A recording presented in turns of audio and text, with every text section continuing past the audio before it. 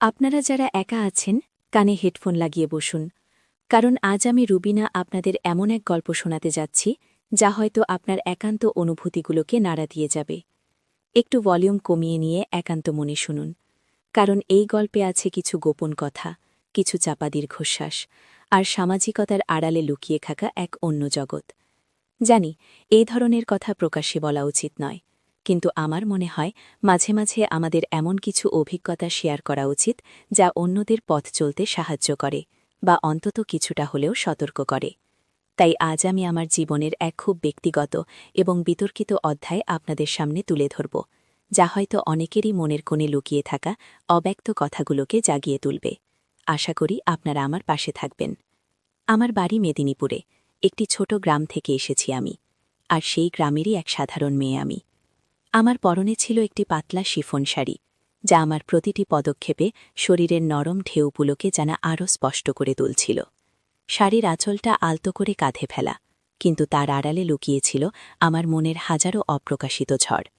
এই শরীর, এই মন, এই জীবন সবই যেন এক অদৃশ্য সুতোয় বাঁধা পড়েছিল এমন এক সম্পর্কের জালে যা সমাজ চোখে দেখলেও মেনে নেয় না। আর এই সম্পর্কের গল্প বলতে গেলে প্রথমে অনুরোধ করব চ্যানেলটা সাবস্ক্রাইব করে নিন, কারণ এমন আরও অনেক না বলা কথা নিয়ে আমি আসব। আমার শ্বশুরবাড়ি ছিল একটা একান্নবর্তী পরিবার। স্বামী সুমন কাজে বাইরে বাইরে থাকত, প্রায় মাসখানেক পরপর বাড়িতে ফিরত। গ্রামের দিকে এটাই স্বাভাবিক ছিল। আমার দিন কাটত শাশুড়ি, ননদ আর দেওরদের নিয়ে। দেওর বলতে একটাই ছিল, সুমনের ছোট ভাই, নাম অর্ণব।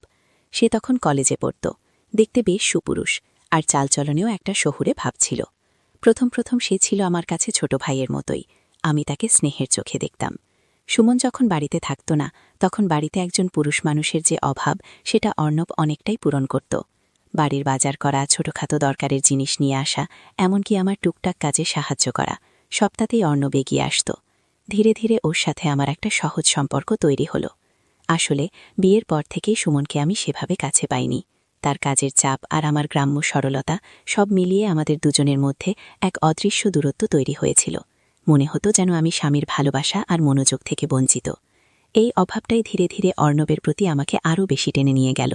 সে আমার সাথে ঘণ্টার পর ঘণ্টা কথা বলত, আমার সব কথা মন দিয়ে শুনত, যা সুমন কখনো করত না। আমার মন খারাপ হলে সে বুঝতে পারত, আর নানাভাবে আমাকে খুশি করার চেষ্টা করত। তার চাহনিতে ছিল এক অদ্ভুত গভীরতা, যা আমার মনকে ছুঁয়ে যেত। হয়তো সেই চাহনিতেই লুকিয়েছিল অন্য এক আকর্ষণ, যা আমি তখন বুঝিনি বা বুঝতে চাইনি। একদিন দুপুরে প্রচণ্ড গরমে লোডশেডিং, শাশুড়ি মা আর ননদ ঘুমিয়ে পড়েছিল। আমি রান্নাঘরে কাজ করছিলাম, আর অর্ণব হঠাৎ করে পিছন থেকে এসে দাঁড়াল। আমার ঘাড়ের কাছে ওর নিঃশ্বাস অনুভব করলাম। ওর উষ্ণ নিঃশ্বাস আমাকে কেমন যেন শিহরিত করে তুলল। আমি চমকে উঠে ঘুরে দাঁড়ালাম। অর্ণব তখন আমার চোখে চোখ রেখে হাসছিল। সেই হাসিটা যেন আমার মনের গভীরে এক অন্যরকম তরঙ্গ তুলেছিল। সে আমার হাতটা আলতো করে ধরল, বলল, ভাবি, এত গরম, তুমি বিশ্রাম নাও। ওর স্পর্শে আমার সারা শরীরে যেন বিদ্যুতের ঢেউ খেলে গেল। আমি হাত সরিয়ে নিতে পারলাম না, কেবল ওর চোখের দিকে তাকিয়ে রইলাম। সেই প্রথমবার আমি অনুভব করলাম আমার আর অর্ণবের সম্পর্কটা কেবল দেওর ভাবির মধ্যে সীমাবদ্ধ নেই। সেদিন ওর হাত ধরে রেখেছিলাম আমি। এরপর থেকে এমন টুকরো টুকরো ঘটনা প্রায় ঘটতে শুরু করল। কখনো রান্নাঘরে, কখনো ছাদে একা পেয়ে, আবার কখনো রাতের অন্ধকারে অজান্তেই দরজার কিনারায়। অর্ণব তার কলেজের কাজ বা অন্য কোনো অজুহাতে আমার ঘরে এসে বসত। আমাদের কথোপকথন আরও ব্যক্তিগত হতে শুরু করল। সে আমার চুলের প্রশংসা করত, আমার শাড়ির রঙের সাথে আমার মুখের মানানসই দেখে তার তারিফ করত। এসব কথা সুমনের মুখে আমি কখনো শুনিনি। আমার মনে হচ্ছিল এই বুঝি আমি সেই ভালোবাসার খোঁজ পেলাম যা আমি এতকাল ধরে খুঁজছিলাম। একসময় এই গোপন আকর্ষণ, এই চাপা উত্তেজনা আর মানসিক নির্ভরতা এক নতুন মোড় নিল। সুমন যখন বাড়ি থাকত না, তখন অর্ণব প্রায়ই রাতে আমার ঘরের দিকে আসত। প্রথমে দরজার বাইরে থেকে কথা বলত, তারপর একদিন দরজার ভেতরের দিকে চলে এলো। আমরা বসে বসেই দীর্ঘক্ষণ ধরে গল্প করতাম। চাঁদনি রাতে জানালা দিয়ে হালকা আলো আসত, সেই আলোতে ওর মুখটা আরও আকর্ষণীয় লাগত। একদিন কথার মাঝেই ও আমার হাতটা টেনে নিল, তারপর আস্তে আস্তে আমার গালে হাত বুলাল। আমি পাথরের মতো বসেছিলাম, বাধা দিতে পারিনি। আমার সমস্ত শরীর অবশ হয়ে গিয়েছিল। ওর স্পর্শে আমার ভেতরের ঘুমিয়ে থাকা নারী সত্তা যেন জেগে উঠেছিল। আমি মনে মনে জানতাম এটা ভুল, এটা অন্যায়, কিন্তু আমার শরীর আর মন যেন কোনো বাধ মানছিল না। ওর ভালোবাসার ছোঁয়া আমাকে এতটাই দুর্বল করে দিয়েছিল যে আমি নিজেকে ওর কাছে সম্পূর্ণ সঁপে দিয়েছিলাম। এই লুকানো সম্পর্কটা আমাদের দুজনকে এমন এক ঘোরের মধ্যে নিয়ে গিয়েছিল যেখানে সমাজ, পরিবার, দায়বদ্ধতা সবকিছুই যেন তুচ্ছ মনে হচ্ছিল। আমি জানতাম এটা একটা চোরাবালি, কিন্তু আমি সেখান থেকে বের হতে পারছিলাম না।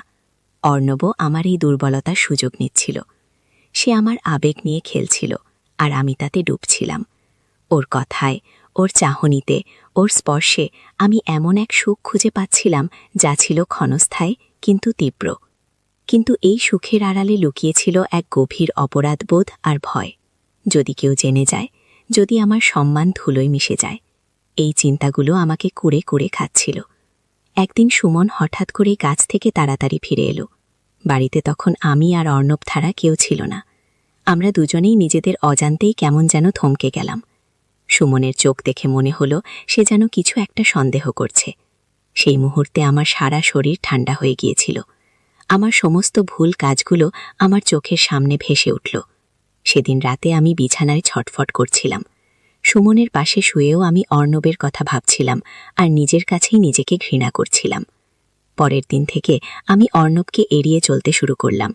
সে আমাকে বোঝানোর চেষ্টা করল, কিন্তু আমি আর তার ফাঁদে পড়তে চাইনি।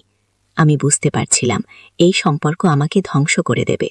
আমার মনে হচ্ছিল অর্ণব হয়তো এই সম্পর্কের সুযোগ নিয়ে আমাকে ব্ল্যাকমেল করতে পারে, বা আমার দুর্বলতার সুযোগ নিয়ে আমাকে ব্যবহার করতে পারে।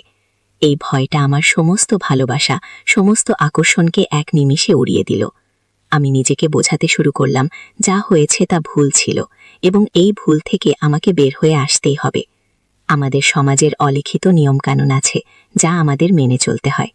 কিছু সম্পর্ক কেবল আবেগের বশে তৈরি হলেও তার পরিণতি হয় খুব ভয়াবহ। আমি আমার জীবন দিয়ে শিখেছি, ক্ষণিকের সুখের লোভে পড়লে জীবনের দীর্ঘমেয়াদী শান্তি নষ্ট হয়ে যায়। এক সময় আমি অর্ণবকে স্পষ্ট জানিয়ে দিলাম আমাদের মধ্যে আর কোনো সম্পর্ক রাখা সম্ভব নয়। সে প্রথম মানতে রাজি হয়নি, কিন্তু আমার দৃঢ়তা দেখে সে আর কিছু বলতে পারেনি। আমি আমার ভুল বুঝতে পেরেছিলাম, আর সেই ভুল শুধরে নেওয়ার জন্য প্রাণপণ চেষ্টা করেছি। এই ঘটনাটা আমাকে এক নতুন মানুষে পরিণত করেছে। আমি এখন সুমনের প্রতি আরও বেশি মনোযোগী, আর নিজেকে আরও বেশি ভালোবাসি। হ্যাঁ, অতীত ভোলা কঠিন, কিন্তু নিজের ভুলের থেকে শিক্ষা নিয়ে এগিয়ে যাওয়াটাই আসল জীবন।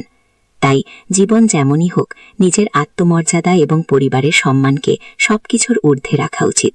আর হ্যাঁ, যে কোনো পরিস্থিতিতে সঠিক সিদ্ধান্ত নেওয়া এবং নিজেকে নিয়ন্ত্রণ করাটাই সুস্থ জীবনের চাবিকাঠি। আশা করি আমার এই গল্প আপনাদের অনেকের জন্য একটি সতর্ক বার্তা হিসেবে কাজ করবে।